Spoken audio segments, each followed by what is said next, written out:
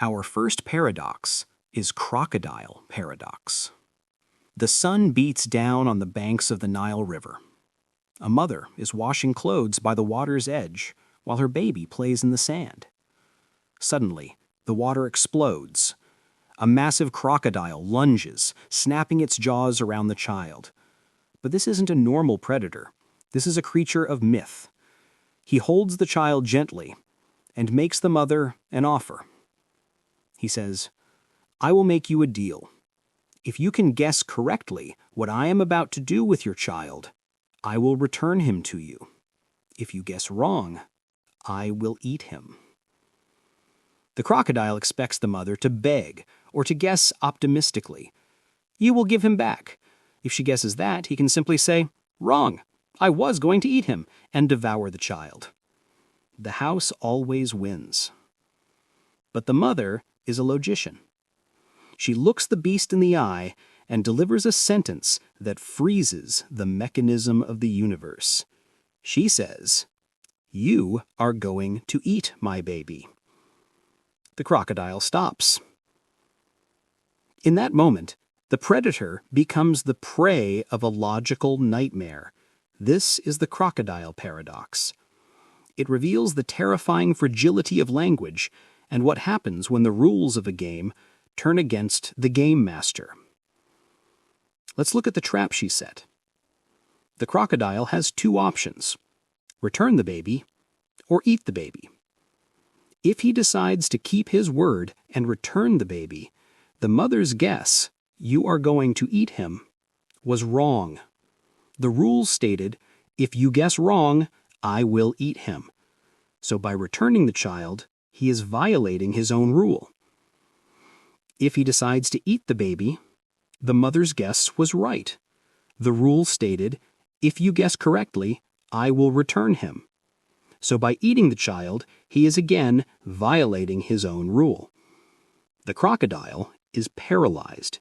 There is no action he can take that is consistent with his word. If he acts, he lies. If he keeps his word, he cannot act.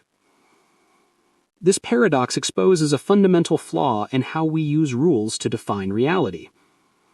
It creates a self-referential loop that oscillates forever.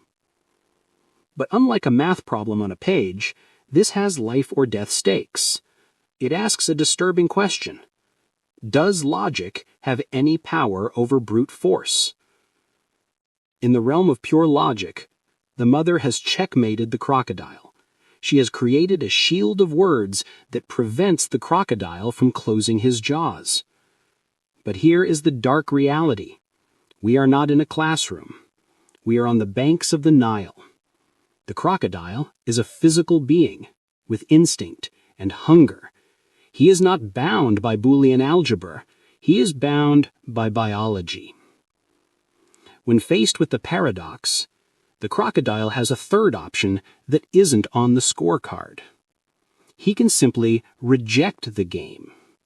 He can decide that his hunger is more important than his consistency. He can say, "You are clever, but I am a crocodile." And he can eat the child anyway. We see this dynamic in the real world constantly. We build laws, treaties, and contracts, complex logical structures, hoping they will hold back the chaos of human nature. We point to the rules and say, "You can't do that." But when a leader declares a state of emergency to suspend the law, or a machine finds a workaround to its programming, we realize the truth. Logic is a tool for the mind. It is not a shield for the body. The mother on the riverbank made a brave bet. She bet that the universe makes sense. She bet her child's life on the structure of language. But the paradox stands as a warning. You can trap your opponent in a logical knot. You can win the argument, and you can be absolutely 100% right. And you can still lose. Sometimes the only way to win isn't to outsmart the crocodile, but to never go down to the river in the first place. Our second paradox is Friendship Paradox. Open your phone. Scroll through Instagram, Facebook, or TikTok. Look at the people you follow. Look at your friends. Does it feel like they are doing more than you? Does it feel like they go to more parties, know more people, and have a more active social life than you do? You might tell yourself that you're just being insecure. You might think you're suffering from FOMO, or fear of missing out. But there is a strange mathematical truth hiding in your feed. You aren't imagining it. On average, your friends really do have more friends than you do. This is the Friendship Paradox. First described by the sociologist Scott Feld in 1991, it is a statistical phenomenon that sounds impossible, like a logical contradiction. How can everyone have fewer friends than their friends? That doesn't make sense. If I have fewer, my friend must have more, so it should balance out, right? Wrong. The math of networks is not fair. And understanding why it isn't fair explains everything from how flu epidemics spread to why social media makes us depressed. Here is how the trick works.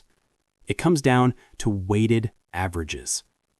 Imagine a small group of people. Most of them are quiet. They only have 1 or 2 friends, but one person in the group is a social hub. Let's call him Tom. Tom is extremely popular. He has 10 friends. If you pick a random person in this group and ask, "Who is your friend?" there's a very high statistical probability that they will name Tom. Why? Because Tom is friends with everyone. You are much more likely to be friends with a popular person than an unpopular person, simply because the popular person offers more opportunities for connection. They have more slots open. This creates a sampling bias. When you look at your own circle of friends, you aren't looking at a random sample of the population. Your circle is heavily skewed toward the Toms, the people with high friend counts. You rarely see the people with only one friend because, by definition, they're hard to find. So when you calculate the average friend count of your friends, the presence of these super connectors drags the average up. You are comparing your own normal life to a mathematical anomaly. This phenomenon is essentially the class size paradox. If you ask a university how big their average class is, they might say 30 students, because they have lots of small seminars. But if you ask the students how big the average class is, they might say 100. Why? Because most students are sitting in the huge lecture halls.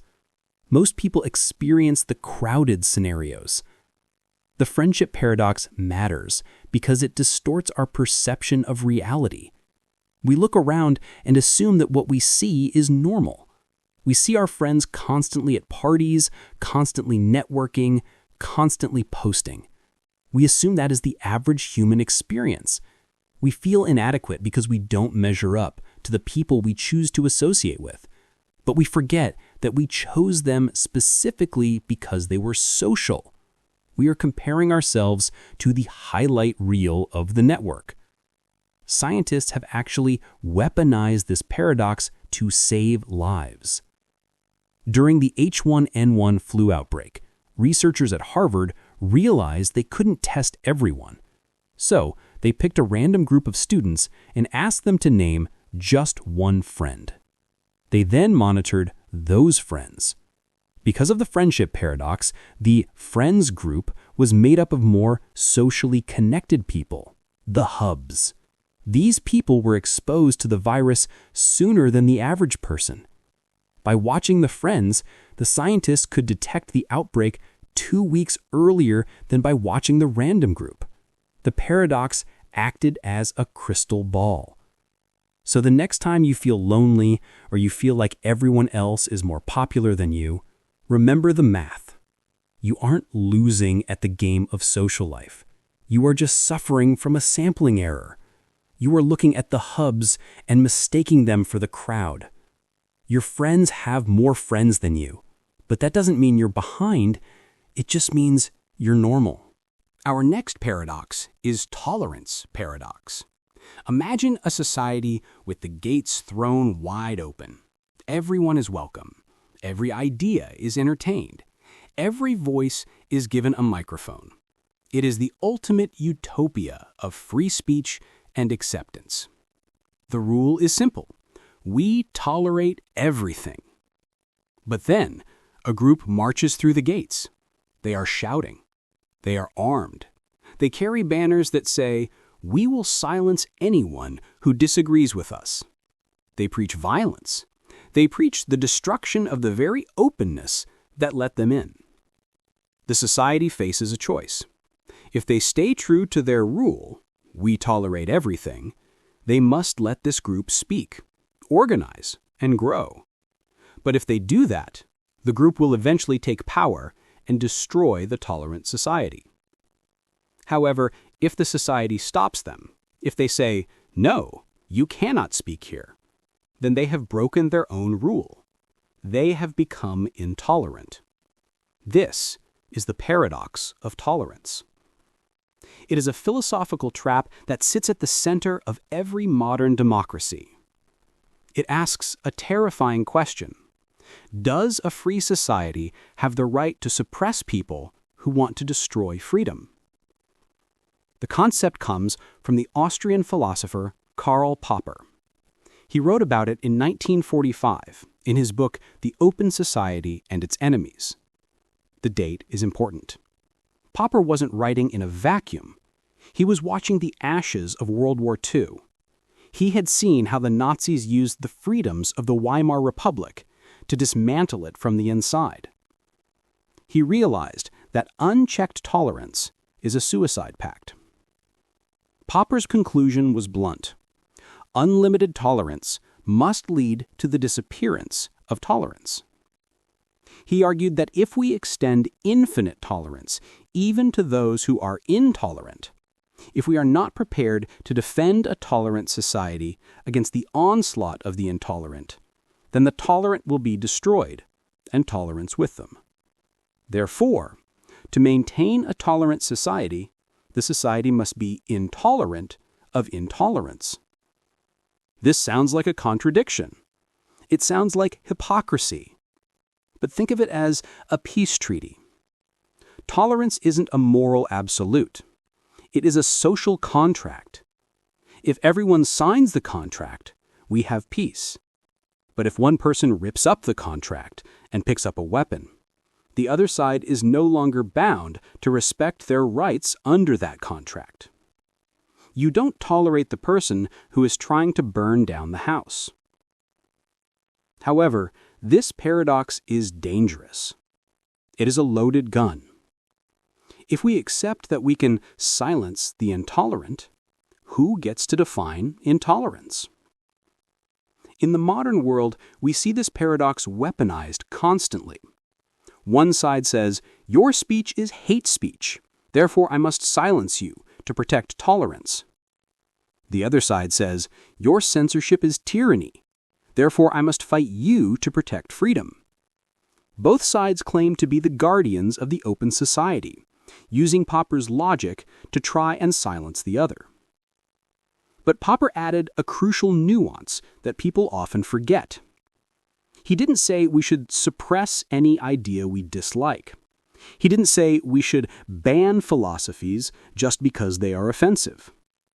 He said we should only suppress them when they refuse to engage in rational argument, when they reject the rules of evidence, when they answer arguments with fists or pistols. He believed that suppression was the last resort, not the first. The paradox of tolerance teaches us that a free society is not a passive thing. It is a fortress that must be defended. We keep the gates open. We listen to ideas that make us uncomfortable. We debate. We argue. But we also recognize that there is a line. We understand that we cannot allow the tools of democracy to be used to dismantle democracy. We keep the door open, but we keep a hand on the lock. Because a society that tolerates everything eventually ends up tolerating nothing. Our next paradox is paradox of choice. You are standing in the cereal aisle of a massive supermarket. In front of you is a wall of color. There are 100 different types of breakfast food: flakes, puffs, granola, keto-friendly, high fiber, chocolate, fruit-filled, and organic. You just want breakfast, but instead of feeling free, you feel paralyzed. You stare at the boxes for 5 minutes. Finally, you grab a box. But as you walk to the register, a nagging thought creeps in. Did I pick the right one? Maybe the other one would have tasted better. This is the paradox of choice. It contradicts one of the most fundamental beliefs of modern society, that more freedom is always better, and that choice is the definition of freedom. We assume that if we have 50 options, we will be happier than if we have 5. But psychologist Barry Schwartz, who popularized this concept, argues the exact opposite. He says that while some choice is better than none, too much choice makes us miserable. It leads to anxiety, indecision, and permanent dissatisfaction. The most famous evidence for this is the jam study. Researchers set up a display in a gourmet food store. On one day, they offered 24 different flavors of jam for testing. On another day, they offered only 6. When there were 24 jams, more people stopped to look. But when it came time to buy, only 3% of the people purchased a jar.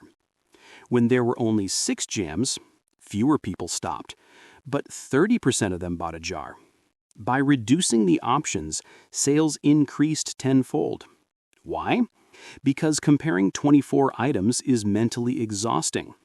The brain gets overwhelmed by the data and shuts down. It is easier to walk away with nothing than to risk making the wrong choice. This paradox hits us largely because of opportunity cost. When you choose one thing, you are rejecting everything else. If there are only 2 options, A and B, and you pick A, you only miss out on B. You can live with that. But if there are 100 options and you pick A, you are rejecting B, C, D, and 96 other possibilities. The weight of what you didn't choose becomes heavier than the joy of what you did choose. You assume that somewhere in that pile of 99 rejects was the perfect option, and you missed it. This creates escalating expectations. If there is only one type of jeans available, and they fit okay, you are happy. The world gave you jeans. You are grateful. But if there are 1,000 types of jeans, slim, relaxed, bootcut, acid wash, you expect to find the perfect pair. If you buy a pair and they are just okay, you don't blame the pants. You blame yourself. You think, with all these choices, it's my fault I didn't find the perfect one. The result is a culture of maximizing, where we spend hours researching the best laptop, the best vacation, or the best partner, only to feel less satisfied when we finally commit. So, what is the solution? To be a satisficer, not a maximizer. A satisficer looks for something that meets their standards and then stops looking. They don't worry about whether there is a slightly better version around the corner. The paradox teaches us a simple, liberating truth. The secret to happiness isn't getting what you want. It's stopping the search once you've found something good. Constraints don't limit us. They set us free. Our next paradox is value paradox. Imagine you are crawling through the Sahara Desert. You haven't had a drink in 3 days. Your skin is cracked, your throat is dry, and you are minutes away from death. Suddenly, a man appears in front of you. He holds out his hands. In his left hand is a gallon of cool, fresh water. In his right hand is a bag of flawless diamonds worth $5 million. He says, you can only pick one. The choice is instant. You grab the water. In that specific moment, the diamonds are worthless rocks. The water is life itself. But now, imagine you are safe at home. The same man appears. He offers you the same choice, the water or the diamonds. This time, you take the diamonds without blinking. You flush the toilet with water. You wash your car with it. It is so cheap you barely track the cost. This is the value paradox, also known as the diamond water paradox. It puzzled the greatest minds in history, including Adam Smith. How can something essential for life be virtually free, while something completely useless is incredibly expensive? It seems to violate the basic logic of utility. Shouldn't value be based on how much we need something? The answer, which economists eventually figured out, changed how we understand the world. It isn't about total utility, it is about marginal utility. We don't value things based on their entire class. We don't ask, is all the water in the world more valuable than all the diamonds? We value things at the margin. We value the next specific unit we consume. Because water is abundant, we have enough of it to satisfy our most urgent needs, drinking, with plenty left over for low-priority needs, watering the lawn. The value of the last gallon, the marginal gallon, is very low. Therefore, the price is low. Diamonds are scarce. We don't have enough of them to pave our driveways. We only have enough to satisfy very specific, high-status desires. Because the supply is so low, the value of that one specific diamond remains incredibly high. This paradox teaches us that value is not intrinsic. A diamond is not worth $5,000 because of its molecular structure. It is worth that much because of its scarcity relative to human desire. It also explains why context changes everything. In the desert, water becomes scarce. The supply drops to almost zero. Suddenly, the marginal utility of that 1 gallon skyrockets, surpassing the diamond. The value paradox reminds us that nothing has a fixed price tag in the universe. Value is a relationship between what we have, what we want, and how hard it is to get one more. Our next paradox is Paradox of Thrift. It is a rainy Tuesday. You read the news. The economy is shaky. Stocks are sliding. Rumors of layoffs are circulating at your office. So, you do the smart thing. You act responsibly. You decide to tighten your belt. You cancel that expensive vacation. You stop eating out at restaurants. You delay buying that new car. You put every spare dollar into a savings account to prepare for the storm.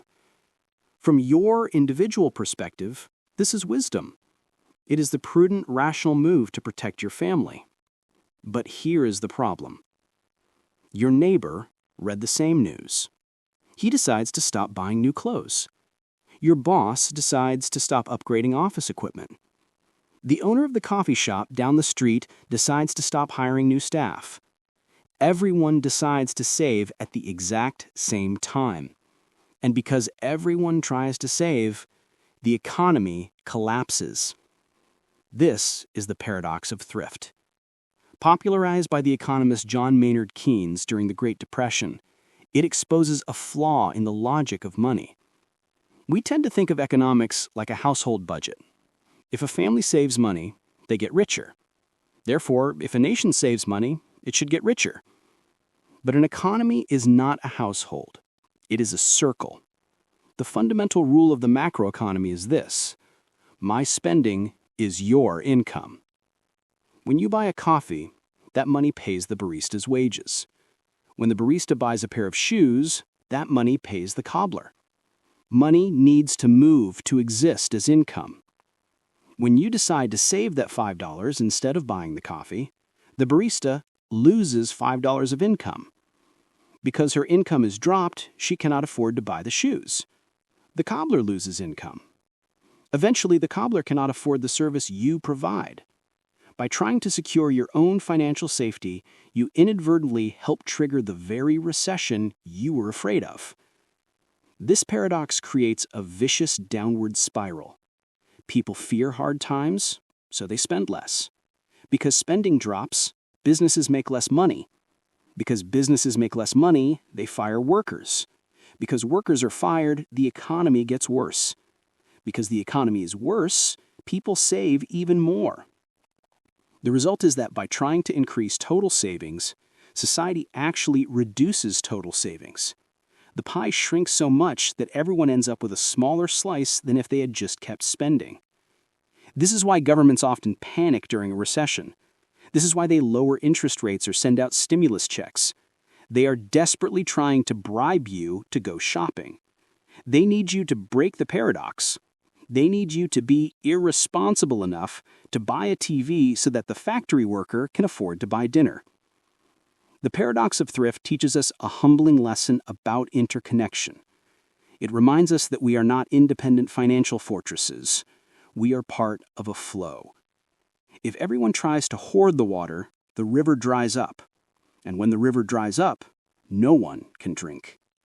To keep the economy alive, the money has to die. It has to be spent. Our next paradox is stability-instability. Imagine two giants standing in a small room. They are enemies. Each giant is holding a grenade with the pin pulled. If either one drops their grenade, the room explodes and both of them die. This is a terrifying situation, but ironically, it is also the safest room in the world.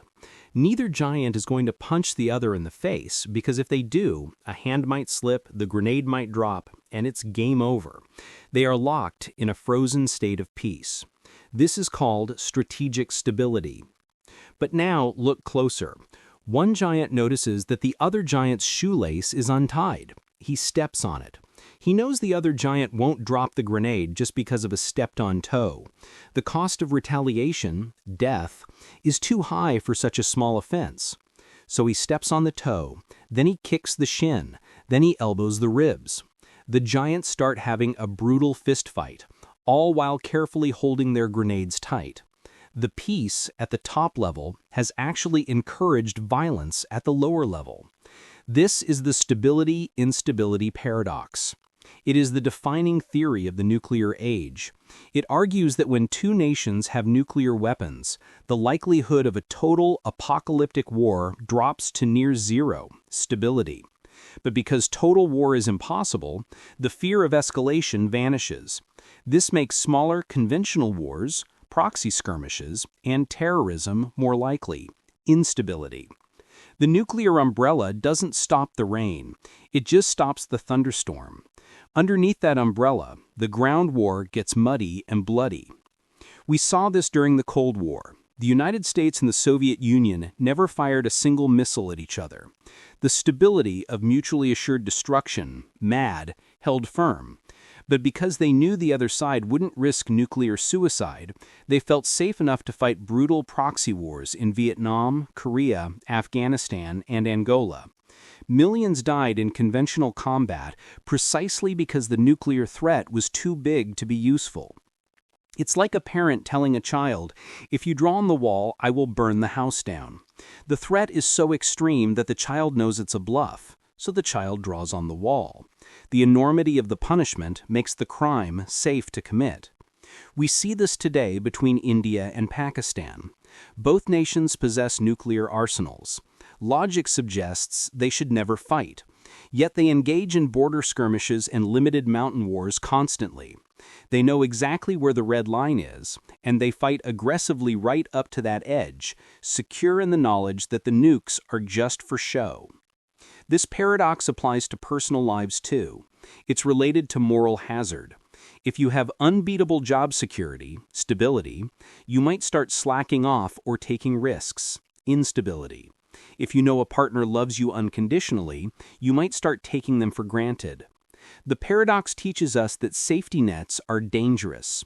By removing the ultimate consequence, you unintentionally lower the barrier for bad behavior. When the ceiling is reinforced with steel, people feel comfortable setting fires in the basement. Our next paradox is Hedonism Paradox. You buy the ticket to the theme park. You book the expensive hotel. You plan every hour of the vacation. You tell yourself, "This is going to be the best week of my life." But when you get there, it feels fine, just fine. You check your watch. You worry about the lines. You ask yourself, "Am I happy right now?" And in the very act of asking, the happiness evaporates. This is the paradox of hedonism. First identified by the philosopher Henry Sidgwick, it suggests a cruel irony.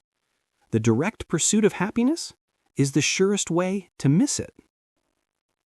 We tend to think of happiness as a target, like a bullseye on a wall. If we aim straight at it, we should hit it. But the paradox reveals that happiness isn't a target.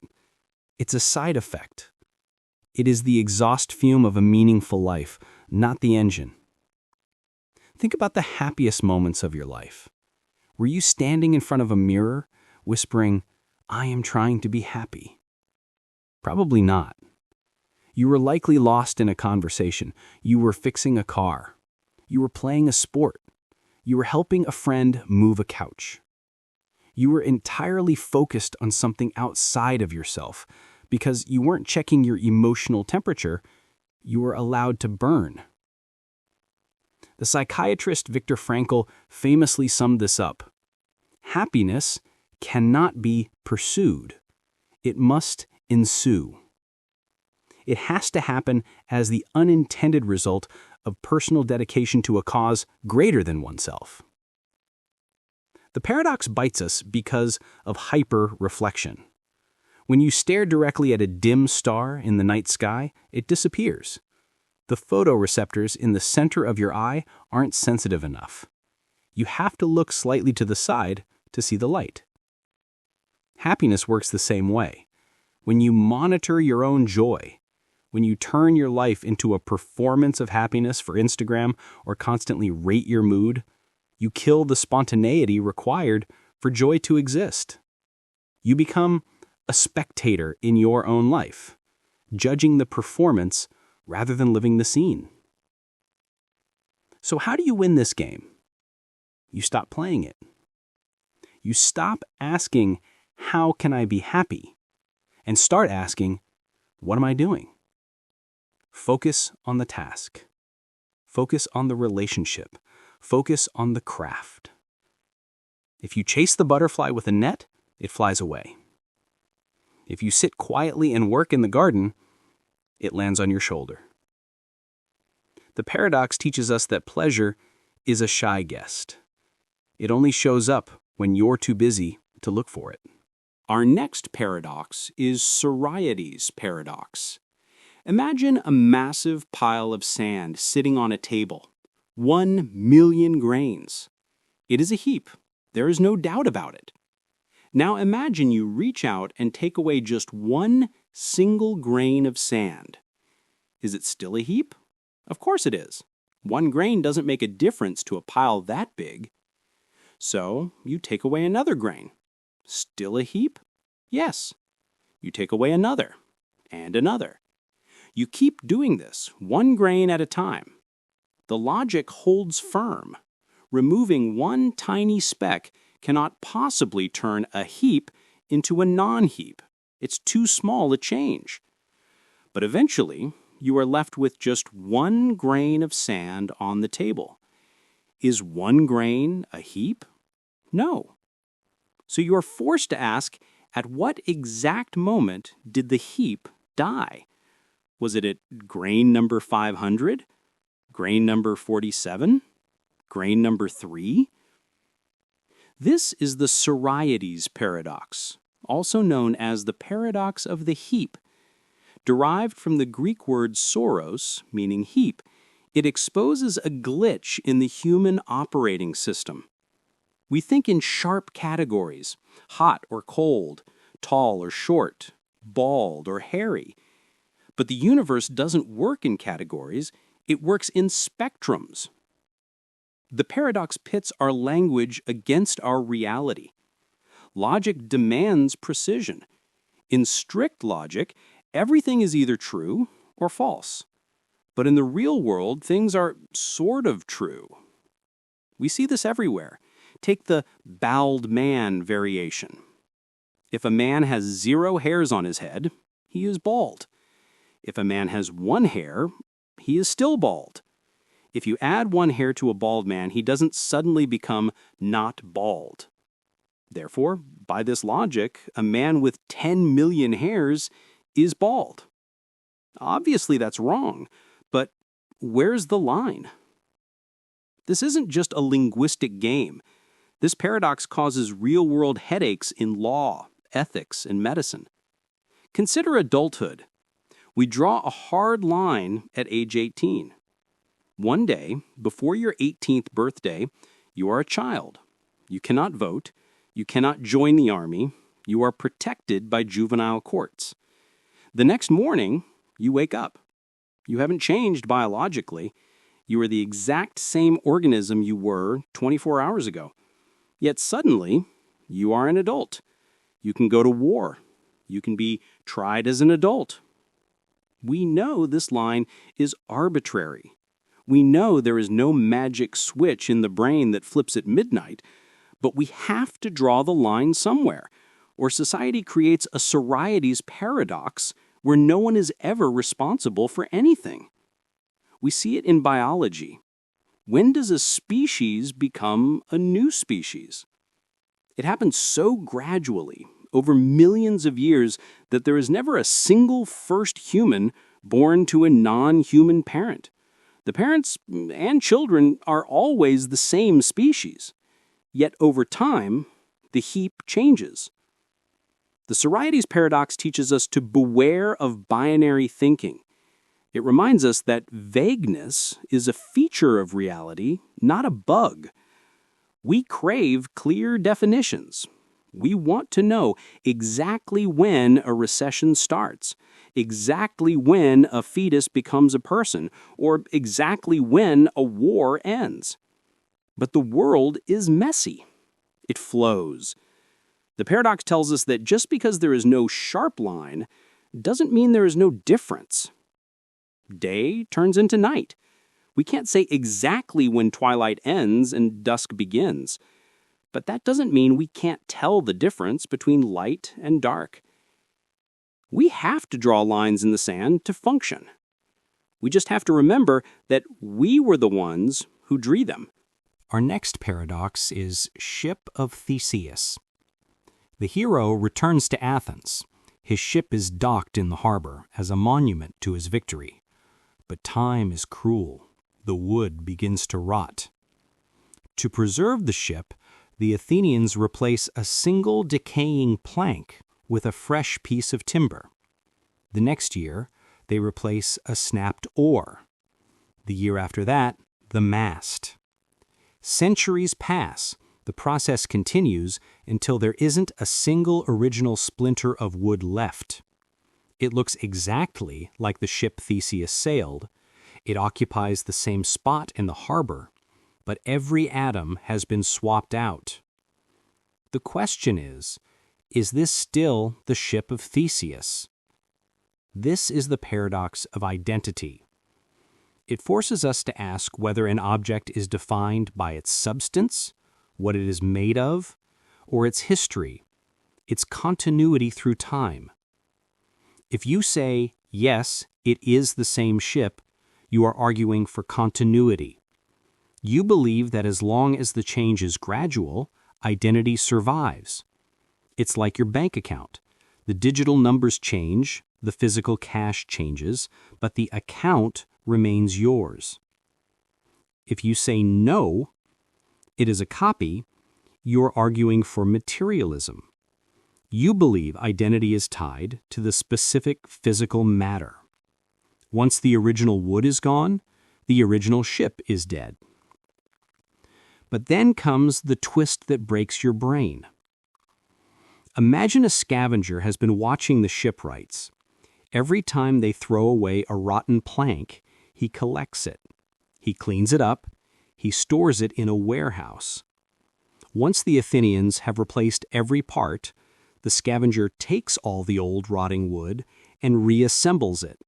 He builds a ship. Now there are two ships in the harbor. Ship A, the shiny, renovated ship made of 100% new wood. Ship B, the rotting, reassembled ship made of 100% original wood. Which one is the real ship of Theseus?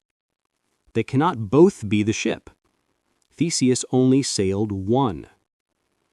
If you pick ship A, you value the function and the story. If you pick ship B, you value the physical essence. This isn't just a puzzle about boats. It is a puzzle about you. Science tells us that the human body is constantly regenerating. Your skin replaces itself every month. Your red blood cells die every 4 months. Your skeleton is remodeled every 10 years. The you that is listening to this right now shares almost no physical matter with the you that was born. The baby is gone. The atoms have been exhaled, shed, and flushed away. You are, physically speaking, a copy of a copy. If you are defined by your material, then you died a long time ago. But you don't feel dead. You feel like a continuous being. You have memories. You have a driver's license. You are held responsible for the crimes of your past self. The ship of Theseus teaches us that identity is not a noun. It is a verb. It is not a fixed object. It is a process. You are not the wood planks. You are the voyage. You are the pattern that holds itself together while the universe tries to pull you apart. As long as the pattern holds, the ship sails on, even if the wood is new. Our next paradox is Catch-22. You are a bomber pilot in World War II. You are stationed on an island in Italy, flying dangerous missions every day. You are terrified. You know that if you keep flying, you are eventually going to die. There is a rule in the military handbook. It says that if a pilot is insane, he can be grounded. He doesn't have to fly anymore. This sounds like your ticket out. You are crazy with fear. So you go to the doctor. You say, "Doc, I'm crazy. Ground me." The doctor looks at you and shakes his head. He explains the rule. He says to ask to be grounded because you are afraid of death is a rational reaction. It proves you have a healthy survival instinct. Since you are rational, you are not insane. Therefore, you must keep flying. If you are crazy, you can be grounded, but if you ask to be grounded, you aren't crazy. This is Catch-22. Coined by the author Joseph Heller in his 1961 novel, it describes a situation where you are trapped by contradictory rules. It is a bureaucratic loop where the solution to the problem is inherently denied by the nature of the problem itself. Unlike the other paradoxes we've looked at, this isn't a glitch in physics or a trick of probability. This is a trap built by humans. It is the logic of institutions designed to maintain control. We face Catch-22s constantly in modern life. The most famous is the job market paradox. You graduate from college. You look for an entry-level job. The job posting says, required 3 years of experience. You cannot get the job without experience, but you cannot get experience without the job. The door is locked, and the key is inside the room. We see it in credit scores. To get a loan, you need a good credit history. To get a credit history, you have to have successfully paid off a loan. If you have never had a loan, you are a ghost. The bank won't lend to you because you haven't proven you can borrow, which prevents you from ever proving you can borrow. We see it in digital security. You lose your phone. You try to log into your cloud account to find it. The system says, "We have sent a 2-factor authentication code to your phone. Please enter it to log in." You need the phone to get the code. You need the code to find the phone. The Catch-22 feels suffocating because it creates an illusion of choice while removing all agency. It allows authority figures to deny your request without ever actually saying no. They just point to the rulebook. I would love to help you, but you don't meet the criteria. The fact that the criteria are impossible to meet is treated as a side effect, not a design feature. The only way to beat a Catch-22 is to refuse the premise. You have to realize that the rules are rigged. In the novel, the protagonist Yossarian eventually realizes he cannot win by arguing logic with the doctor. He wins by deserting. He steps outside the system entirely. The paradox teaches us that when you are running in a circle, running faster won't help. You have to stop, look at the track, and realize the only way to move forward is to step off. Our next paradox is Grand Hotel Paradox. It is late at night. You pull off the highway and see a massive building stretching up into the clouds. It is the Grand Hotel. It is the largest hotel in the universe because it has an infinite number of rooms. Room 1, Room 2, Room 3, counting upwards forever. You walk to the front desk and ask for a room. The manager looks at his ledger and shakes his head. "I'm sorry," he says, "we are full. Every single one of our infinite rooms has a guest in it." In a normal hotel, you would be out of luck. If there are 100 rooms and 100 guests, there is no space. But this is the Grand Hotel. The manager smiles and says, "Hang on. I can make space." He gets on the intercom. He tells the guest in room 1 to move to room 2. He tells the guest in room 2 to move to room 3. He tells the guest in room 3 to move to room 4. He commands every guest in room N to move to room N+1. Because there is no last room, because the hotel is infinite, everyone has a place to go. The guest in room 1001 moves to 1,000,001. The chain never ends. When the shuffling stops, room 1 is empty. You take the key. The hotel was full, yet it accommodated you. This is Hilbert's Grand Hotel Paradox. Proposed by the German mathematician David Hilbert in 1924, it illustrates that infinity is not just a really big number. It is a completely different mode of reality. It violates the rules of arithmetic we use in the finite world. In finite math, if you add 1 to a full set, you have an overflow. In infinite math, infinity plus 1 equals infinity. But the paradox gets stranger. The next night, an infinite bus pulls up. It creates a line of infinite passengers stretching to the horizon. They all need rooms. The manager can't just shift people by one room anymore. It would take forever. So he gets on the intercom again. He tells the current guests, "Please multiply your room number by 2 and move to that room." The person in room 1 moves to room 2. The person in room 2 moves to room 4. The person in room 3 moves to room 6. Suddenly, all the current guests are in the even-numbered rooms. Because there are infinite even numbers, they all fit. But this leaves all the odd-numbered rooms, 1, 3, 5, 7, and so on, empty. Since there are infinite odd numbers, the infinite passengers from the bus can all move in. The hotel was full, an infinite number of people arrived, and now the hotel is full again. This paradox teaches us about countable infinity. It shows that a part of infinity, like the even numbers, is equal in size to the whole of infinity, all numbers. It breaks our intuition because our brains evolved to count sheep and stones, not abstract sets. We think a whole must be bigger than its parts, but in the Grand Hotel, the whole and the part are the same size. The hotel is always full, but there is always room for one more. Our next paradox is Schrödinger's cat. You have a steel box. It is soundproof. It is opaque. You cannot see inside and you cannot hear inside. You place a living cat into the box. Along with the cat, you place a tiny amount of radioactive material, so small that there is a 50% chance one atom will decay within the next hour. If the atom decays, a Geiger counter detects it. The counter triggers a hammer, which shatters a flask of cyanide, killing the cat. If the atom does not decay, the flask remains whole and the cat remains alive. You seal the lid. You wait 1 hour. Now the question is the cat dead or alive?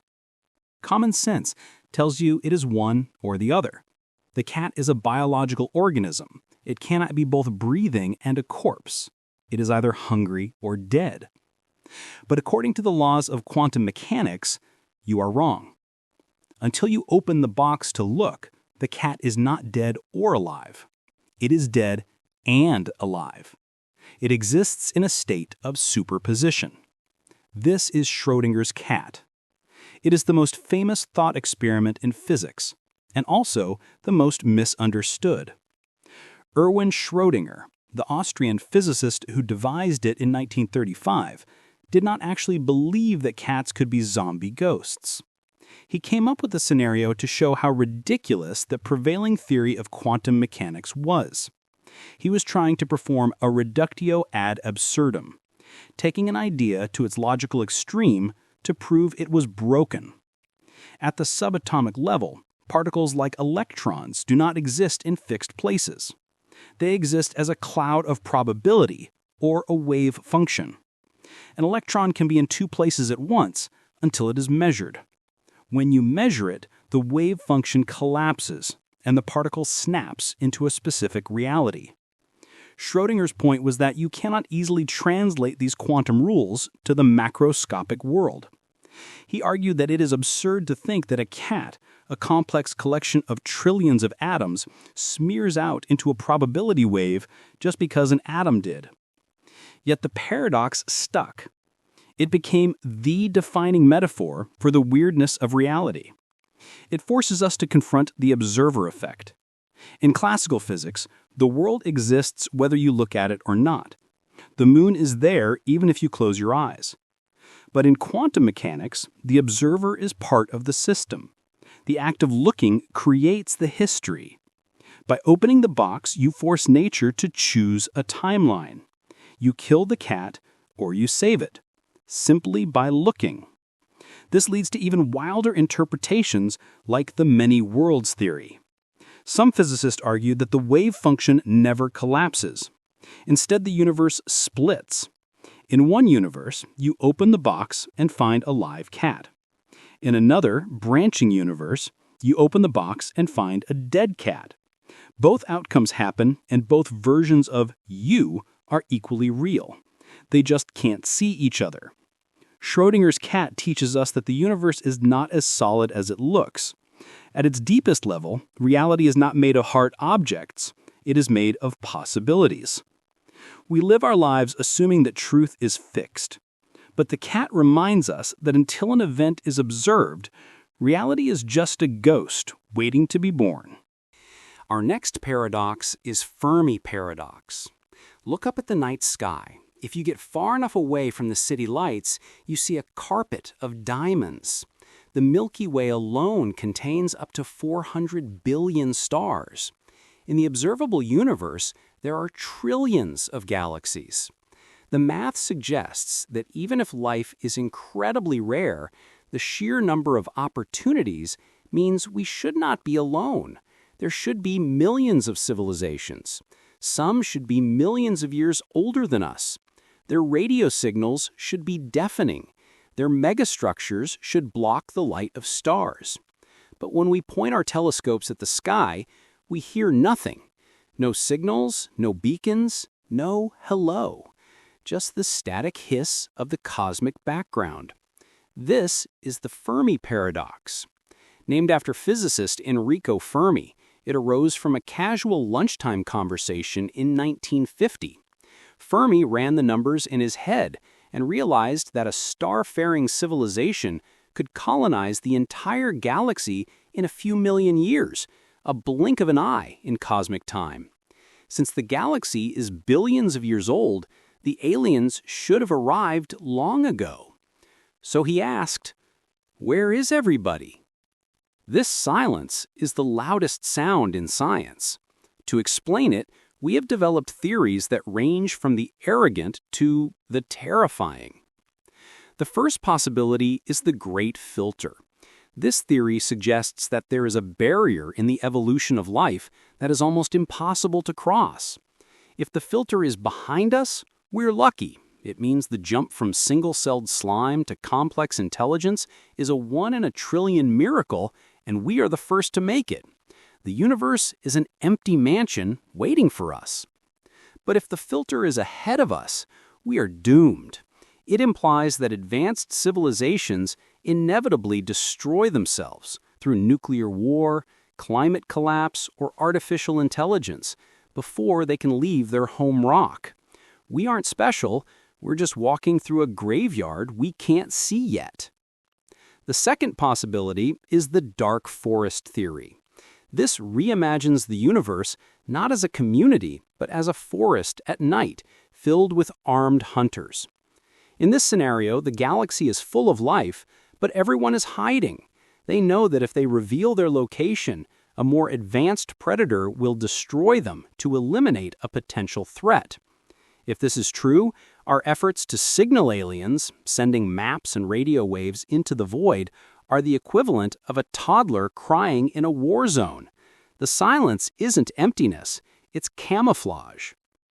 The third possibility is the zoo hypothesis. They are watching us.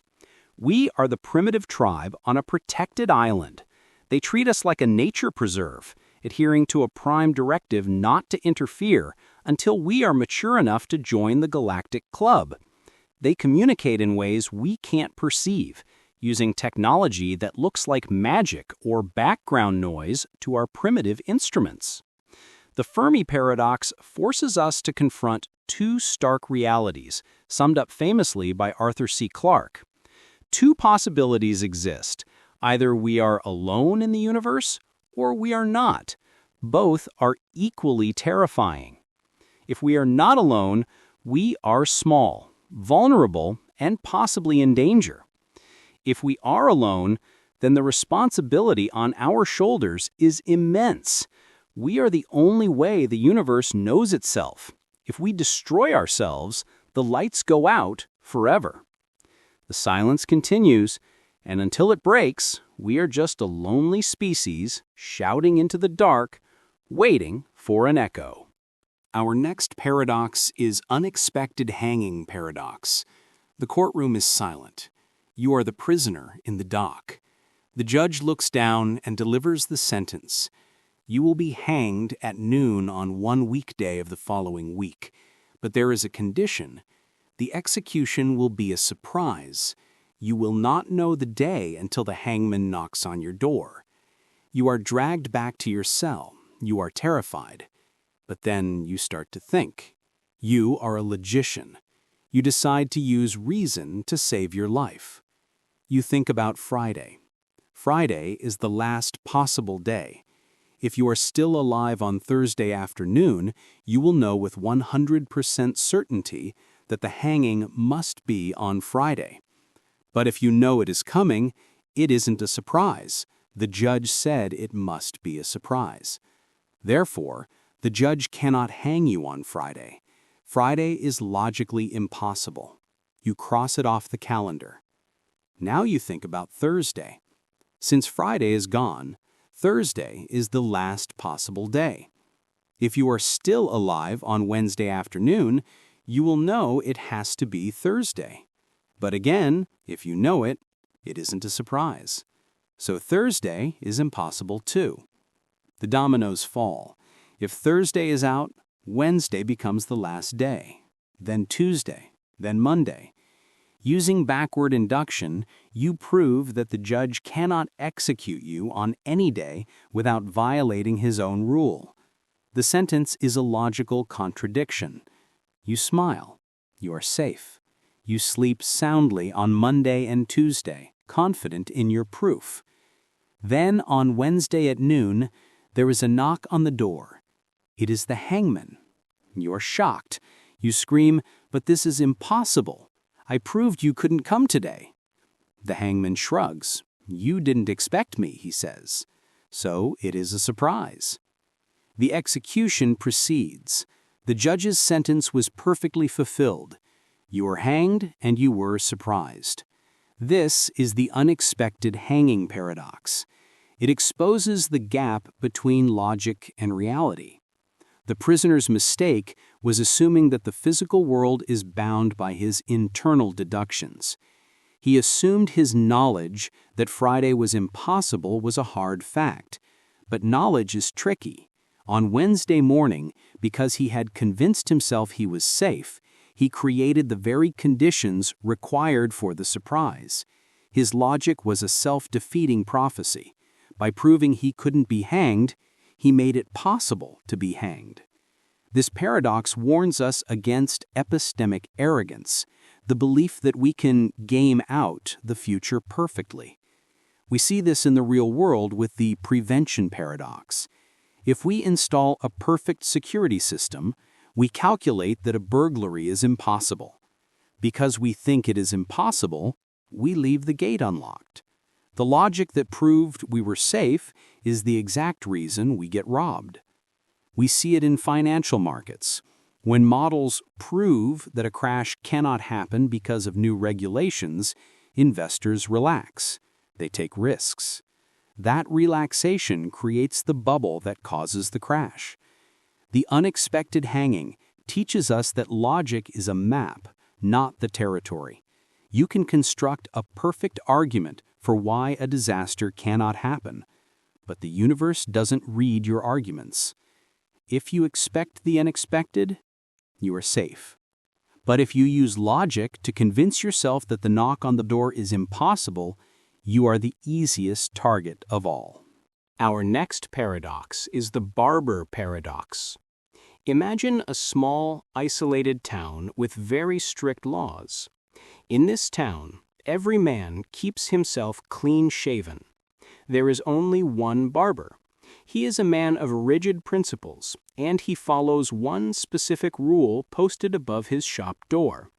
I shave all those men, and only those men who do not shave themselves. It sounds like a perfect system, a clear division of labor. If you shave yourself, the barber doesn't touch you. If you don't shave yourself, the barber must shave you.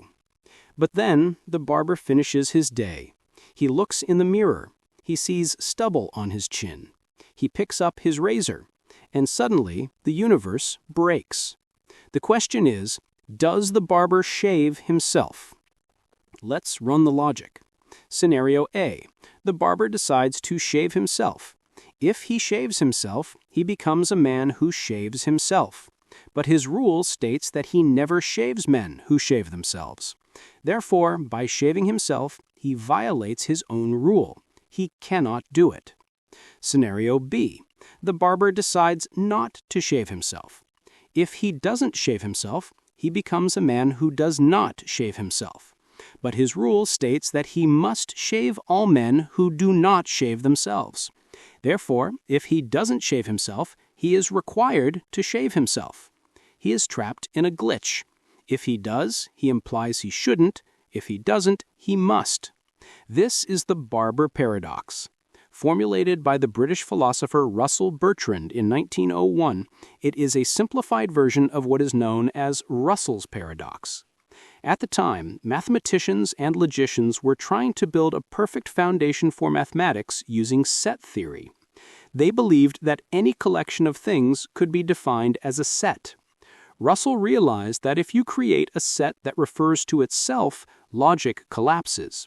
In technical terms, he asked, does the set of all sets that do not contain themselves contain itself? If it does, it shouldn't. If it doesn't, it must. This revelation shook the foundations of mathematics. It proved that naive set theory was inconsistent. It showed that you cannot just create any category you want. There are logical limits to how we group things. The solution to the paradox is simple but unsatisfying. The barber cannot exist.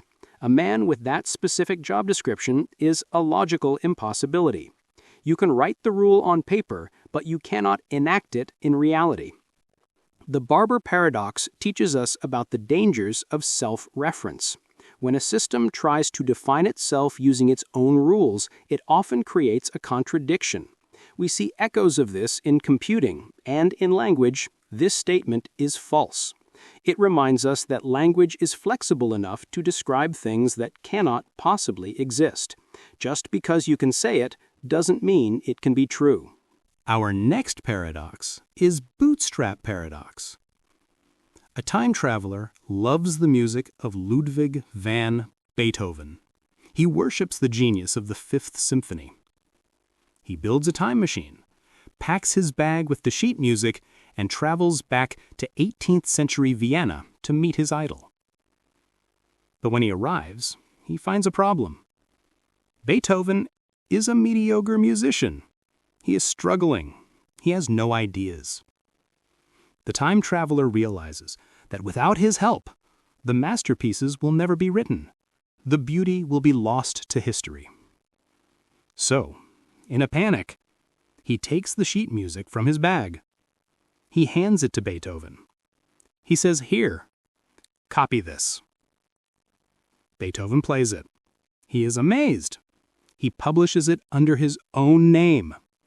He becomes the most famous composer in history.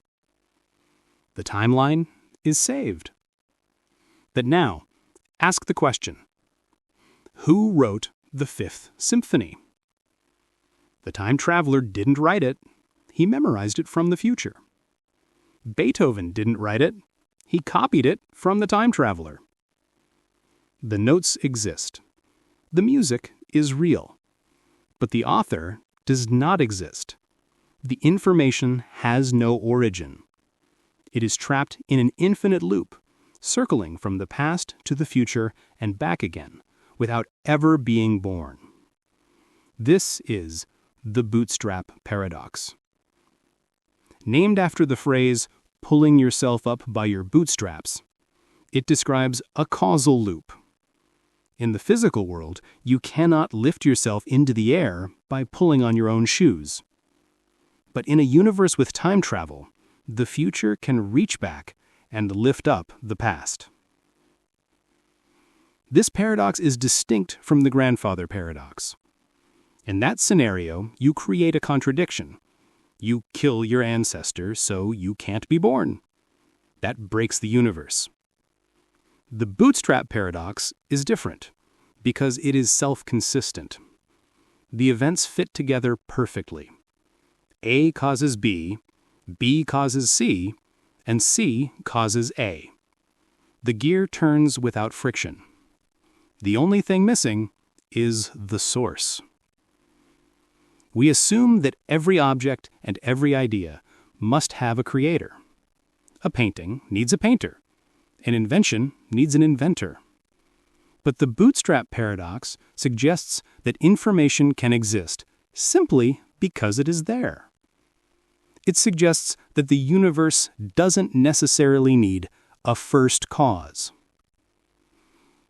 We see this logic in the movie The Terminator. A robot is sent back from the future.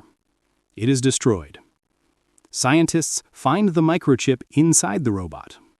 They study it to build a supercomputer called Skynet. Years later, Skynet builds the robot and sends it back. Who invented the microchip? The scientists didn't. They reverse engineered it. Skynet didn't. It was built from it. The technology bootstrapped itself into existence. There is a catch, however. Physics hates a free lunch. If you sent a physical object, say a pocket watch, it would eventually crumble. The grandfather keeps it for 50 years, gives it to the grandson, who sends it back 50 years. The watch ages 50 years in every cycle. Eventually, entropy turns it to dust. The loop breaks. But information, ideas, music, code, is immune to entropy. The Fifth Symphony can circle the loop forever without rusting. The Bootstrap Paradox forces us to question the nature of creativity. It implies that maybe we aren't creating anything. Maybe we're just the medium through which the timeline passes information to itself. It asks a haunting question. Is the universe a story that is writing itself? And if so, who held the pen the first time? The answer, according to the paradox, is no one. The ink was always there. Our next paradox is Sword and Shield Paradox. It is a bustling market day in the state of Chu, ancient China. A merchant stands behind his stall, shouting to the crowd. He holds up a spear, or perhaps a sword, depending on the translation, and makes a bold claim. "This weapon," he roars, "is so sharp and so powerful that it can pierce any shield in the world. Nothing can stop it." The crowd is impressed. But the merchant isn't finished. He puts down the weapon and picks up a heavy shield. He bangs on it with his fist. "And this shield," he declares, "is so strong and so solid that it can stop any weapon in the world. Nothing can pierce it." The crowd cheers. They line up to buy. But then a voice calls out from the back. A quiet, logical voice. "Sir," the stranger asks, "what happens if you strike your shield with your sword?" The market goes silent. The merchant freezes. He has no answer. He packs up his stall and leaves in shame. This is the sword and shield paradox, also known as the irresistible force paradox.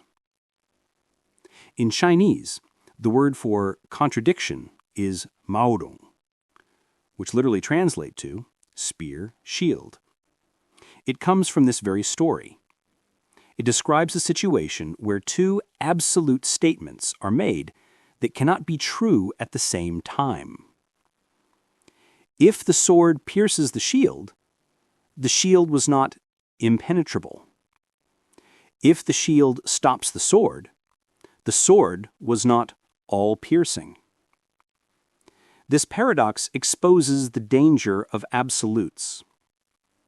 In the physical universe, absolutes do not exist. There is no such thing as an unstoppable force or an immovable object. An unstoppable force implies infinite energy. An immovable object implies infinite mass. If you had infinite energy hitting infinite mass, the laws of physics would likely result in a release of energy that would vaporize both the sword, the shield, the merchant, and the marketplace. But in the world of language and logic, we create these traps all the time. We use words like omnipotent, perfect, or unstoppable. We see this in theology. It's the "can God create a rock so heavy that he cannot lift it?" If he can, he isn't all-powerful, because he can't lift it. If he can't, he isn't all-powerful because he can't create it. The paradox suggests that the definition of omnipotence is logically flawed. We see it in military history. It is the eternal arms race. The tank is invented, the shield. The anti-tank missile is invented, the sword. Reactive armor is invented, the shield. The tandem charge warhead is invented, the sword. In reality, one side is always slightly ahead of the other. There is never a moment of perfection. There is only the temporary advantage of the sword or the temporary resilience of the shield. The merchant's mistake was not in selling good products. His mistake was marketing them as perfect. The paradox teaches us that reality is a trade-off. You cannot have total freedom and total security. You cannot have unstoppable progress and immovable tradition. When two absolutes meet, one of them must break. And usually, it's the person foolish enough to believe in them. Our next paradox is Pinocchio Paradox. We all know the story. Geppetto carves a puppet. A fairy brings it to life. There is one specific magical rule that governs his existence. If he tells a lie, his nose grows. If he tells the truth, his nose stays the same. It is a simple binary system. It is a perfect lie detector. But imagine Pinocchio stands up. He looks you in the eye. He points to his own face and makes a single prediction. He says, My nose will grow now. You wait. The universe holds its breath. If his nose grows, that means he was telling the truth. He predicted it would grow, and it did. But the magic rule says the nose only grows when he lies. So if he told the truth, the nose cannot grow. If his nose doesn't grow, that means his statement was false. He lied. But the magic rule says that if he lies, the nose must grow. So, if he lied, the nose has to grow. But if it grows, the statement becomes true. This is the Pinocchio Paradox. It is a modern fairy tale version of one of the oldest problems in logic, the Liar Paradox. This dates back to the ancient Greek philosopher Eubulides, who asked what happens if a man says, "I am lying." If he is telling the truth, he is lying. If he is lying, he is telling the truth. These paradoxes expose the fragility of binary logic. We built our math, our science, and our computers on the idea that a statement must be either true or false. There is no middle ground. But Pinocchio has created a semantic singularity. He has used language to create a loop that has no value. He has hacked the system. This isn't just a linguistic trick. It is a nightmare for computing. In computer science, this logic leads to the halting problem. If you try to feed a logical system a statement that references itself in a contradictory way, the machine doesn't just get the wrong answer, it freezes. It enters an infinite loop, cycling between true and false forever, overheating its processor until it crashes. If the blue fairy were a computer, Pinocchio's statement would cause her to blue screen. The paradox teaches us that language is more flexible than reality. We can construct sentences that follow all the rules of grammar, subject, verb, object, but possess no logical content. We can describe things that cannot exist. Just because you can say it doesn't mean the universe can do it. So what would actually happen to Pinocchio? Logic offers no answer. But in a physical world, perhaps his nose would simply vibrate. Or maybe the magic would realize it has been beaten, and Pinocchio would finally become a real boy, if only because he learned how to lie effectively enough to break the curse. Our next paradox is Simpson's Paradox. It is 1973. The University of California, Berkeley is in trouble. The numbers have just been released for graduate school admissions, and they look damning. The data shows that 44% of male applicants were admitted, but only 35% of female applicants got in. The gap is huge. It looks like a clear case of systemic sexism. The university prepares for a lawsuit. But before they go to court, a statistician decides to look deeper. He breaks the data down by department. He wants to know which specific departments are discriminating against women. He runs the numbers, and he finds something impossible. In the English department, women had a higher acceptance rate than men. In the engineering department, women had a higher acceptance rate than men. In fact, in almost every single department, women were admitted at equal or higher rates than men. The university was confused. How can women be winning in every individual room, but losing in the whole building? This is Simpson's Paradox. It describes a phenomenon where a trend appears in different groups of data, but disappears or even reverses when those groups are combined. It is the mathematical proof that the big picture is often a lie. Here is how it happened at Berkeley. It wasn't bias, it was choice. The women tended to apply to the most competitive departments, like English or psychology, where there were hundreds of applicants for very few spots. Even the best candidates got rejected. The men tended to apply to the less competitive departments, like engineering or chemistry, which had more funding and fewer applicants. It was easier to get in. So the women were playing a hard mode game, and the men were playing easy mode. When you mash the data together, the low acceptance rates of the difficult departments dragged the women's total average down, creating the illusion of discrimination where there was none. This paradox haunts us in medicine. Imagine you have two treatments for kidney stones, treatment A and treatment B. Treatment A has a higher success rate for small stones. Treatment A also has a higher success rate for large stones. So treatment A is better, right? Not necessarily. If you look at the total data, treatment B might look more successful. Why? Because doctors might give treatment B to all the easy cases, small stones, and treatment A to all the hopeless cases. Treatment A is doing the heavy lifting, but because it takes on the hardest jobs, its overall batting average looks lower. Simpson's paradox teaches us a vital lesson about data literacy. We live in a world of headlines. We see average global income rises or crime rate drops.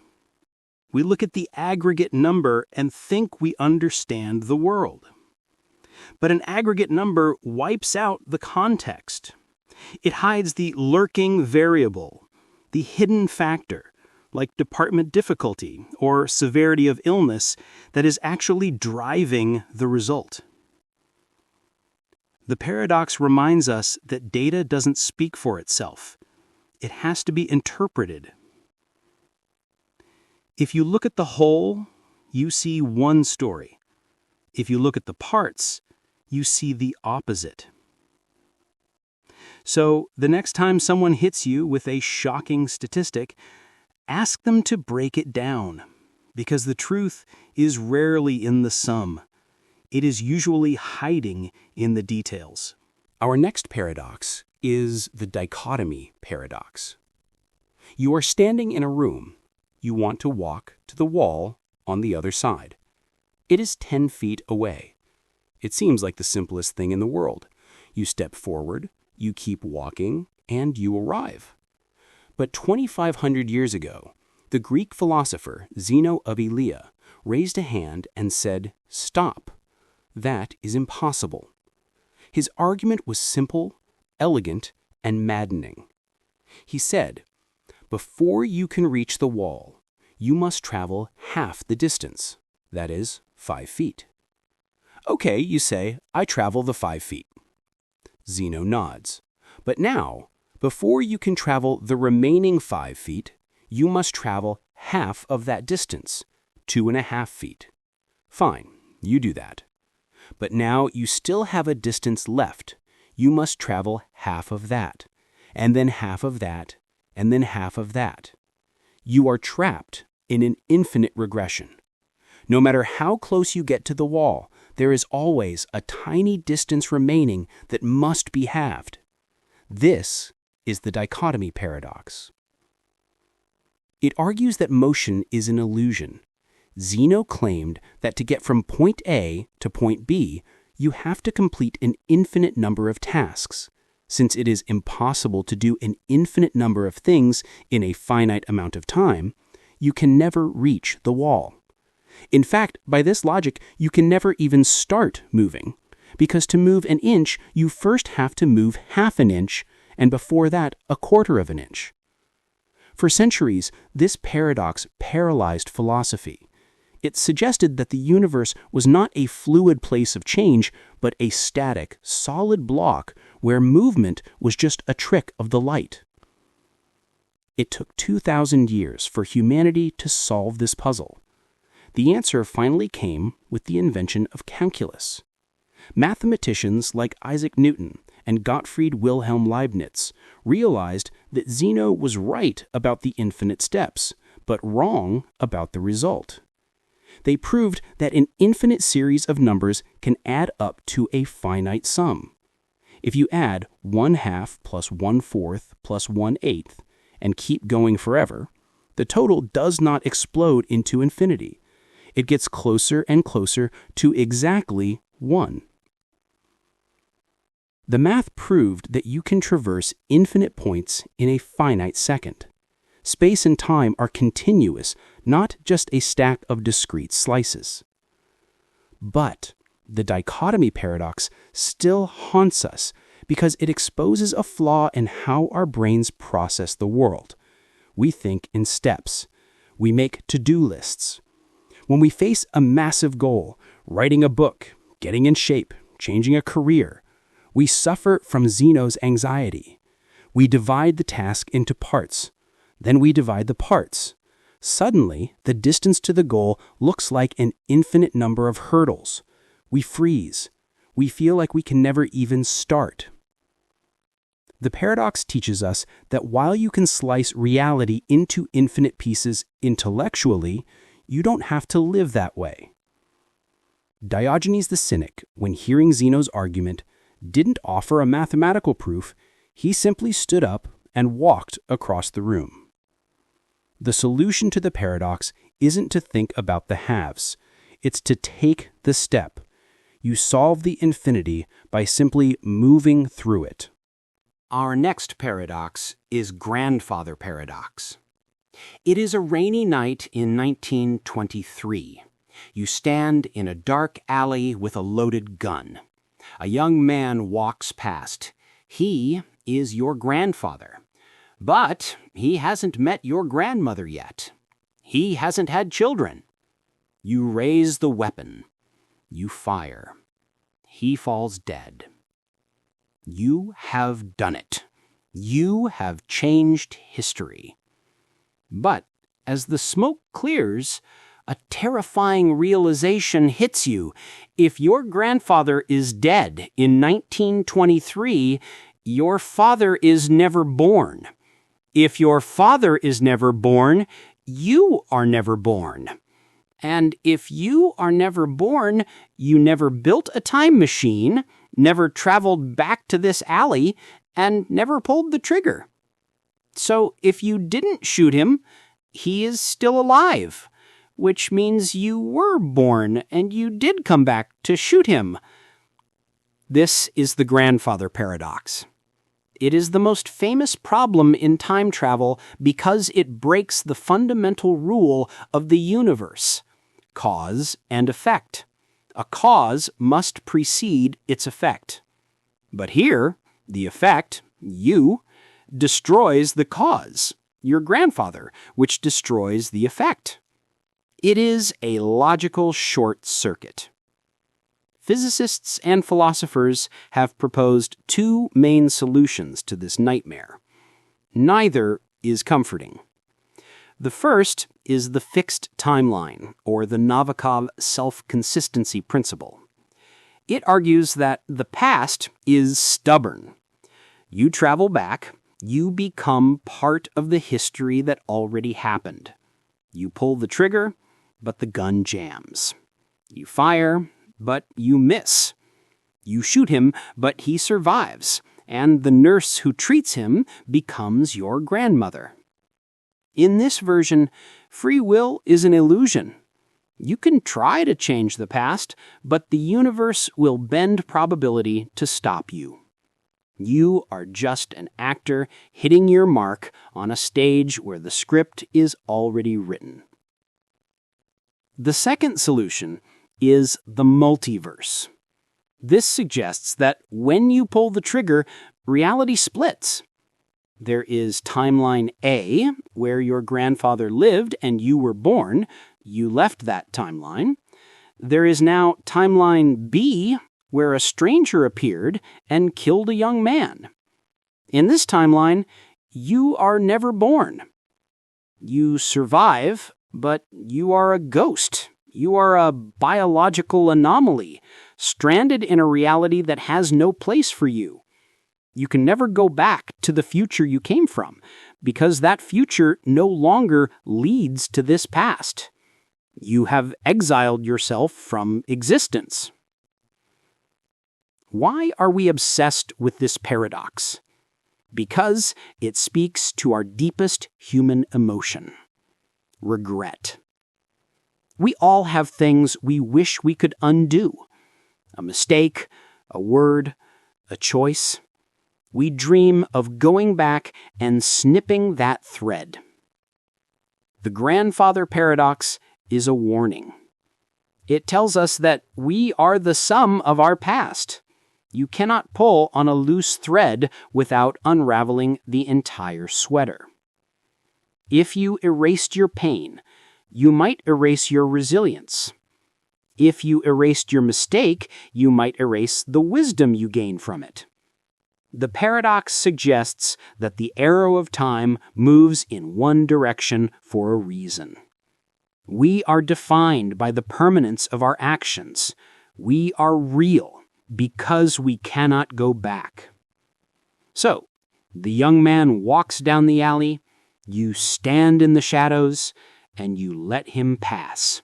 Not because you are afraid, but because you realize that the only way to save yourself is to let the past happen.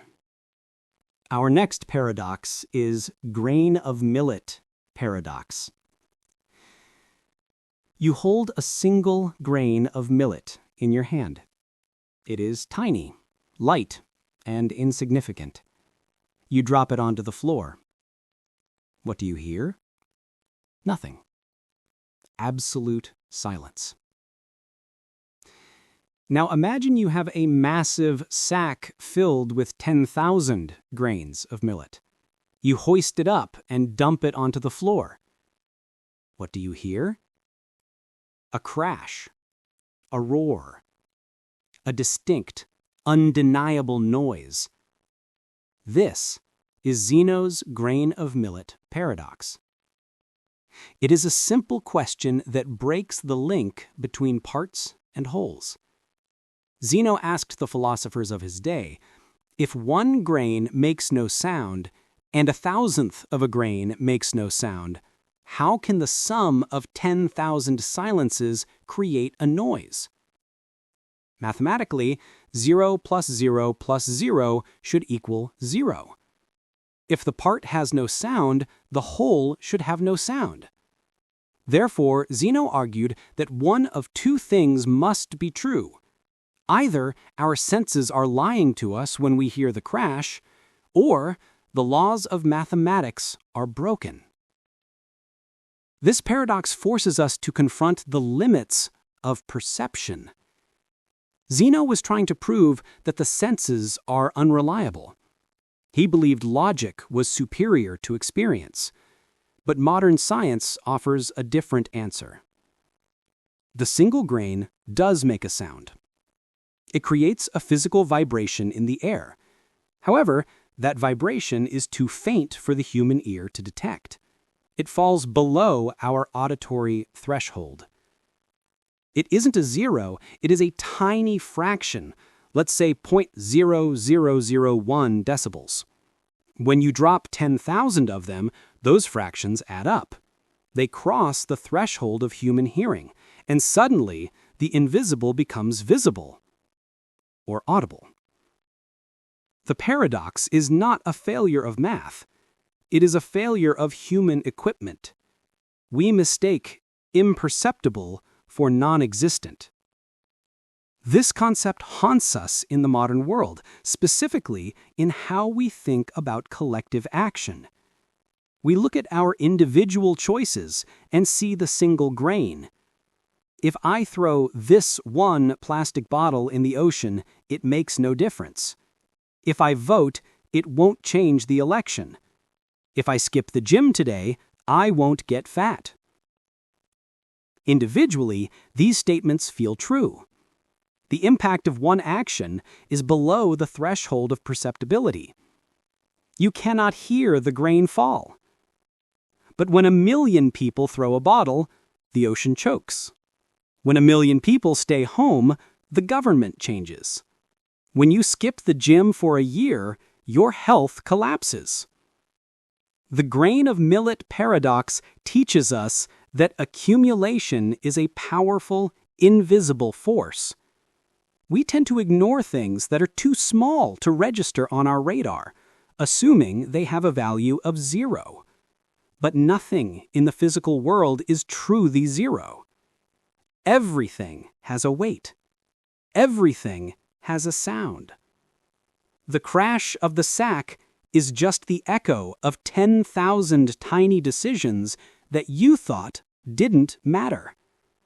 The paradox reminds us that reality is built out of the things we cannot hear.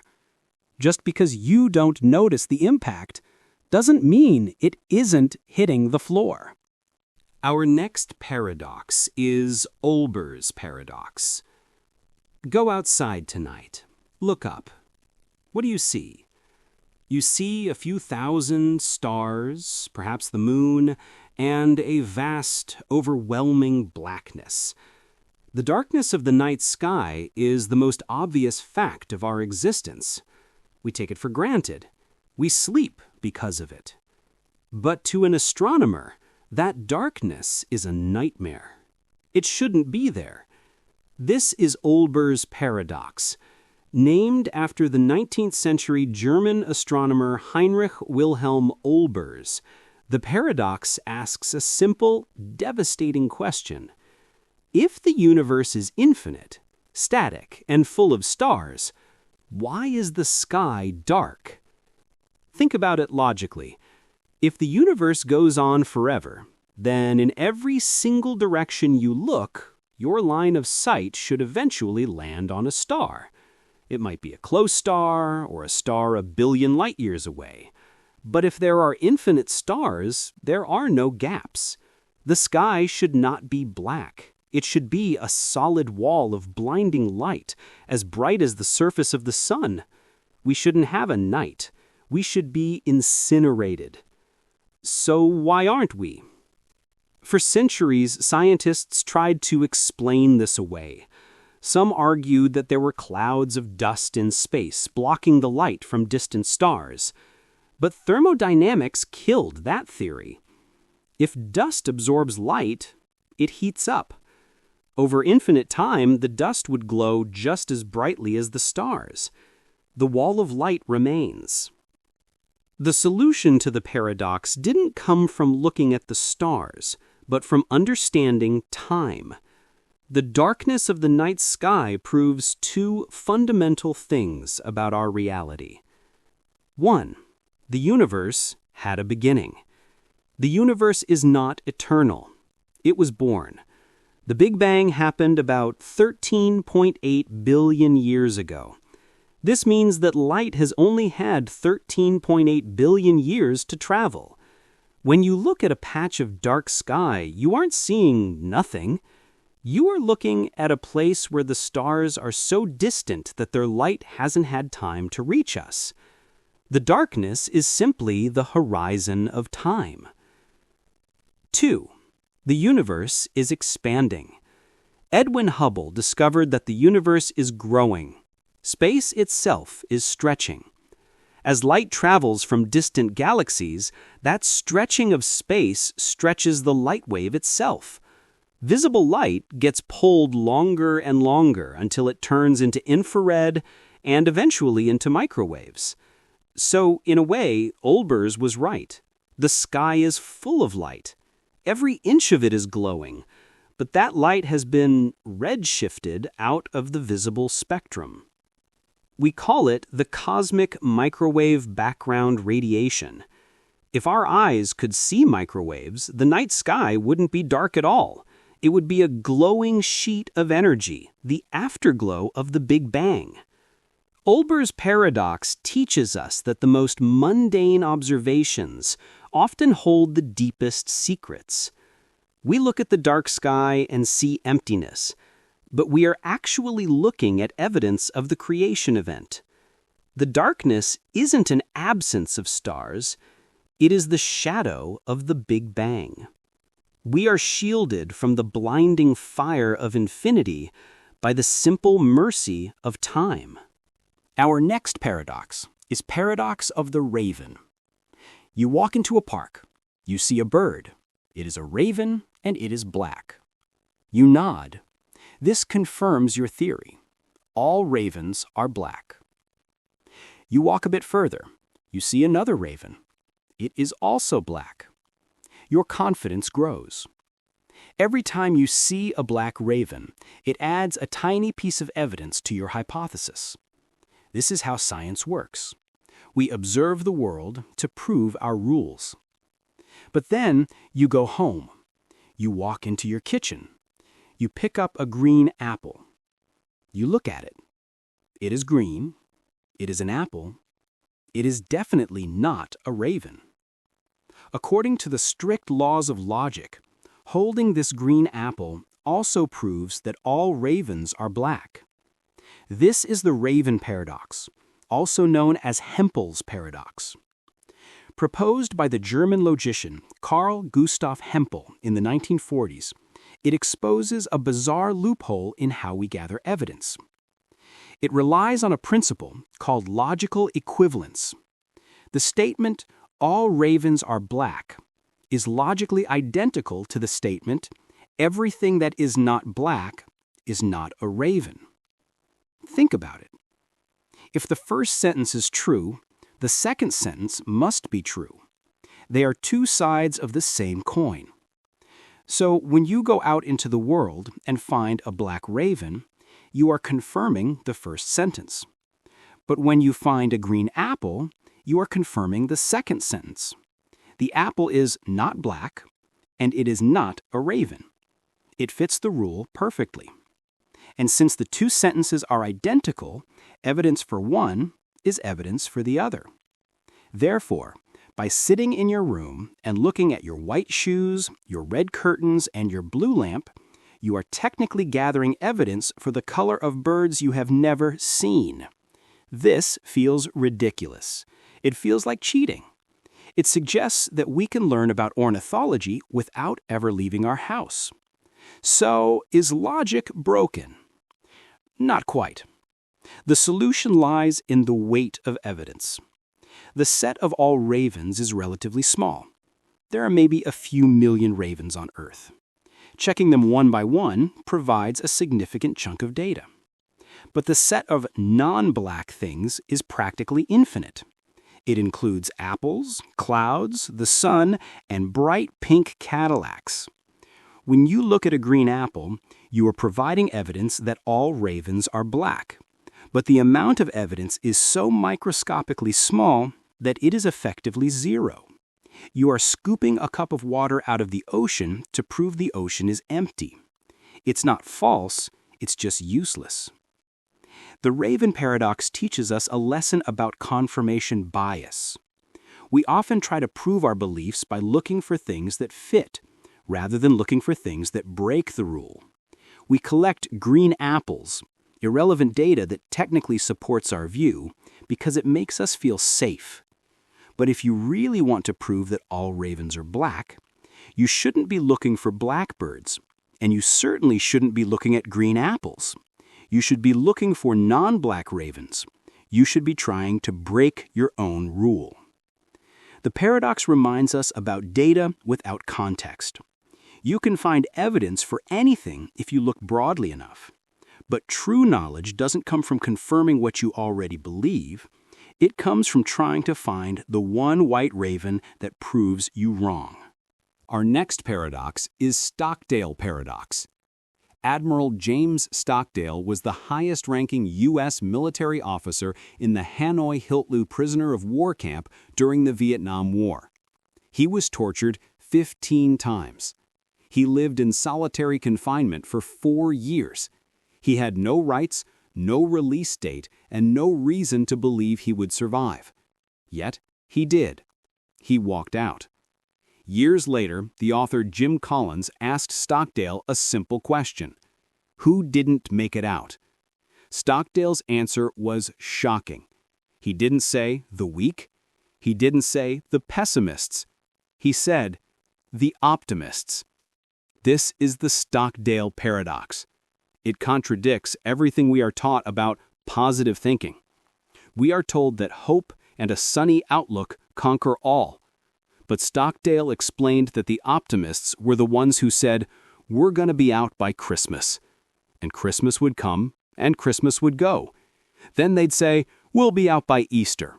And Easter would come, and Easter would go. And then Thanksgiving, and then it would be Christmas again. Eventually, they died of a broken heart. They relied on a timeline that the universe refused to honor. The paradox lies in the duality of the winning mindset. To survive the impossible, you must hold two contradictory beliefs in your mind at the same time. Belief 1. You must retain faith that you will prevail in the end, regardless of the difficulties. You cannot doubt the final outcome. Belief 2. You must confront the most brutal facts of your current reality, whatever they might be. The optimists failed because they only had belief 1. They ignored the brutal facts. They deluded themselves. When reality crushed their delusions, their will to live evaporated. The pessimists failed because they only had belief 2. They saw the brutal facts, but they lost faith in the end game. They gave up. The Stockdale Paradox teaches us that resilience is not the same as optimism. Optimism is a feeling that things will get better soon. It is passive. It expects the world to change. Resilience is the resolution to endure, knowing that things might not get better for a long time. It is active. It changes the self to withstand the world. We see this in businesses facing bankruptcy. We see it in patients fighting chronic illness. The ones who survive aren't the ones engaging in false hope. They are the ones who look at the bank account or the diagnosis and say, "This is a nightmare. This is going to take years. It is going to hurt, but I am going to win." It distinguishes between false hope and unwavering faith. False hope relies on external events like they will release us by Christmas. Faith relies on internal character. I will survive no matter when they release us. The paradox is a survival guide for the dark times. It tells us, never confuse faith that you will prevail in the end, which you can never afford to lose, with the discipline to confront the most brutal facts of your current reality. Don't pretend the tunnel isn't dark. Acknowledge the darkness, but keep walking because you know with absolute certainty that there is an end. Our next paradox is card paradox. You are holding a simple white index card. It looks harmless. You take a pen and write a sentence on the front side. The sentence on the other side of this card is true. It seems straightforward. You flip the card over to see what this true statement is. On the back, you write a second sentence. The sentence on the other side of this card is false. You put the pen down. You look at the card, and you realize that you have just created a logical black hole. This is the card paradox, also known as Jordan's paradox. It is a more complex, insidious version of the liar paradox. It creates a loop of reasoning that has no beginning and no end, trapping the human mind in an infinite cycle of contradiction. Let's try to solve it. Assumption 1. Let's assume the front of the card is true. If the front is true, then the back must be true, because the front says so. But the back says the front is false. So, if the front is true, the front must be false. This is a contradiction. Assumption 2. Let's assume the front of the card is false. If the front is false, then the statement the back is true is a lie. Therefore, the back must be false. But if the back is false, then the statement the front is false is a lie. If the front is false is a lie, then the front must be true. So, if the front is false, it must be true. No matter where you start, the logic collapses. the truth value flickers back and forth like a broken light bulb. This paradox exposes the danger of circular reference. In standard logic, a statement is usually anchored to reality. The sky is blue is true because we can look at the sky. But the sentences on the card are not anchored to reality, they are only anchored to each other. They are a closed loop of pure syntax without substance. This is the nightmare of computer programmers. If you feed this logic into a machine, it creates an infinite loop. The processor will cycle between true and false endlessly until it crashes or runs out of memory. The card paradox teaches us that truth requires context. A statement cannot simply define its own validity, nor can it rely solely on a partner that relies on it. Without an external reference point, without a real world to check against, logic eats itself. You can put the card in your pocket, but you can never solve it. It remains a restless object, forever oscillating between being right and being wrong. Our next paradox is paradox of enrichment. Imagine a struggling ecosystem. Let's say it is a simple field containing rabbits, prey, and foxes, predators. The rabbits are barely scraping by because the grass is scarce. Because there are few rabbits, the fox population is also small. They are in a fragile but steady balance. You decide to play God. You want to help. So, you double the amount of grass. You add fertilizer. You make the environment perfect for the rabbits. Common sense suggests that the ecosystem should flourish. The rabbits will eat more, so there will be more rabbits. The foxes will have more to eat, so there will be more foxes. Everyone should reach a new, higher plateau of happiness. But that is not what happens. Instead, the population swings wildly out of control, crashes, and the species go extinct. This is the paradox of enrichment. First proposed by ecologist Michael Rosenzweig in 1971, it contradicts the intuitive belief that increasing resources always leads to stability. In complex systems, abundance can actually be a death sentence. Here is the mechanics of the collapse. When you enrich the environment, the rabbit population explodes. They reproduce without limit. Because the woods are now packed with rabbits, the foxes have a feast. They don't have to work to hunt. Their population explodes too, far beyond what the territory usually supports.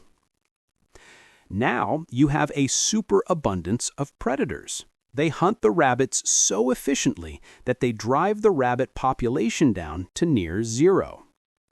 In a normal, low-energy system, the rabbits would have had places to hide, or the foxes would have starved off sooner.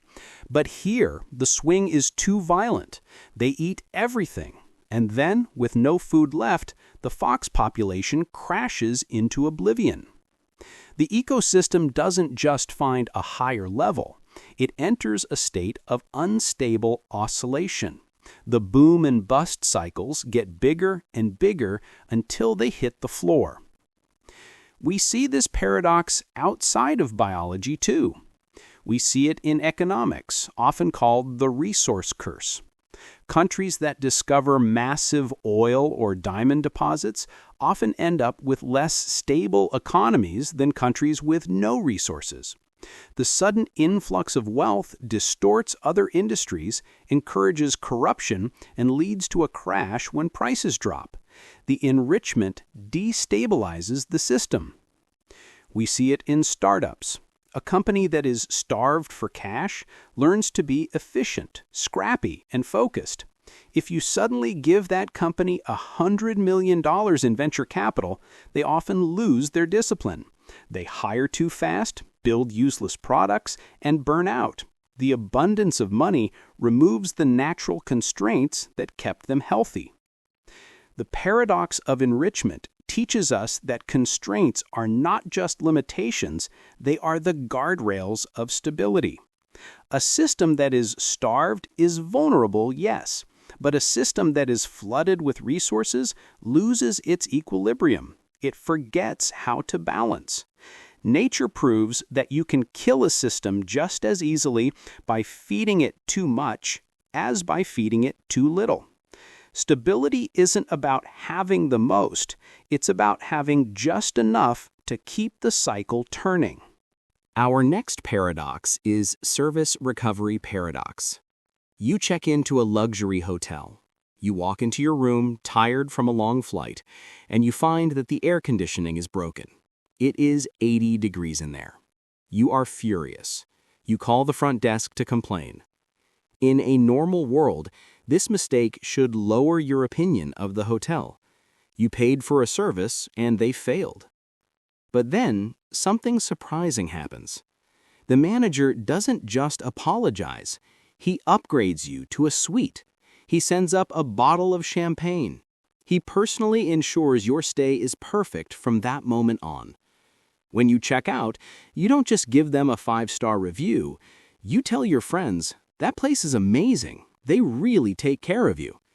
Statistically, you are now more loyal to that hotel than if the air conditioning had worked perfectly in the first place. This is the Service Recovery Paradox. It describes a phenomenon where a customer who experiences a service failure and a successful recovery is more satisfied than a customer who experienced no failure at all. It contradicts the logic that zero defects is the ultimate goal of business. It suggests that mistakes, if handled correctly, are actually opportunities. Why does this happen? It comes down to visibility. When everything goes right, service is invisible. You expect the light to turn on. You expect the food to be hot. When expectations are met, the emotional reaction is neutral. It's just a transaction. But when something goes wrong, the script breaks. You wake up. The transaction becomes an interaction. You are suddenly paying attention. In that moment of failure, the company has a stage. If they fix the problem with speed, empathy, and generosity, they demonstrate competence and care. They prove that they value you as a human being, not just a wallet. A perfect flight is just transportation. A flight where they lose your bag but then deliver it to your door 3 hours later with a $200 voucher is a story. It creates an emotional bond. However, there is a danger here. Companies cannot use this as a strategy. You cannot intentionally break things just to fix them. First, because if you mess up the recovery, if you break the AC and then argue with the guest, you trigger the double deviation effect. The anger creates a permanent grudge. Second, because the paradox has diminishing returns. You can only be a hero once or twice. After that, you are just incompetent. The service recovery paradox teaches us that perfection is overrated. Humans don't trust perfection. It feels robotic. We trust resilience. We trust the person who admits they messed up and fixes it. It reminds us that relationships aren't built on things always going right. They are built on how we treat each other when things go wrong. Our next paradox is Twin Paradox. Meet Alice and Bob. They are identical twins. They are 20 years old. They have the exact same DNA, the same birthday, and the same wrinkles, which is to say, none. Bob is an astronaut. He boards a spaceship that can travel at 99% of the speed of light. He blasts off on a journey to a distant star. Alice stays home on Earth. 5 years pass for Bob. He reaches the star, turns around, and flies home. According to the clock on his spaceship and the calendar in his pocket, he has been gone for exactly 10 years. He expects to be 30 years old. He expects Alice to be 32. But when he lands, he doesn't find a 30-year-old woman. He finds an elderly lady. Alice is now 90 years old. She has lived a whole lifetime while Bob was gone. This is the twin paradox. It is the most famous thought experiment in Einstein's theory of special relativity. It illustrates the concept of time dilation. The faster you move through space, the slower you move through time. But wait, here is the paradox part. Relativity states that motion is relative. There is no absolute stillness. From Alice's perspective, Bob flew away at high speed. Therefore, Bob's time should slow down. But from Bob's perspective, he was sitting still in his ship, and Earth zipped away from him at 99% the speed of light. So by the laws of physics, shouldn't Bob look at Earth and say, Alice is moving fast, so her clock should run slow? If motion is relative, why is the situation not symmetrical? Why is Bob definitely younger and Alice definitely older? Why couldn't Bob land and find that he is the old one? The answer lies in the U-turn. The situation is not symmetrical because Bob did something Alice didn't. Bob accelerated. To leave Earth, Bob had to withstand G-forces. To turn around at the star, he had to slam on the brakes and reverse direction. To land, he had to decelerate. Alice never felt any force. She remained in a single, inertial frame of reference. Bob changed frames. When he turned his ship around, he essentially jumped from a timeline where he was moving away from Earth to a timeline where he was moving toward it. That brutal shift in reality is what separates him from Alice. The paradox teaches us that time is not a universal clock ticking on the wall of the universe. It is a road. Alice took the straight road through time. It was a long, steady path. Bob took a detour through space. Because he moved so fast through space, he traveled a shorter distance through time. He didn't cheat death. He just took a shortcut to the future. The twin paradox reminds us that reality is subjective. Your now is not the same as someone else's now. It depends entirely on how you move. If you want to stay young, you have to keep moving. But the price you pay is that everyone you love will leave you behind. Our last paradox is paradox of lottery. You are holding a lottery ticket. It is one of 10 million tickets sold. There is only one winner. You are a rational person. You look at the odds, 99.9999% chance of losing, and you say to yourself, this ticket is a loser. That is a perfectly reasonable, justified belief.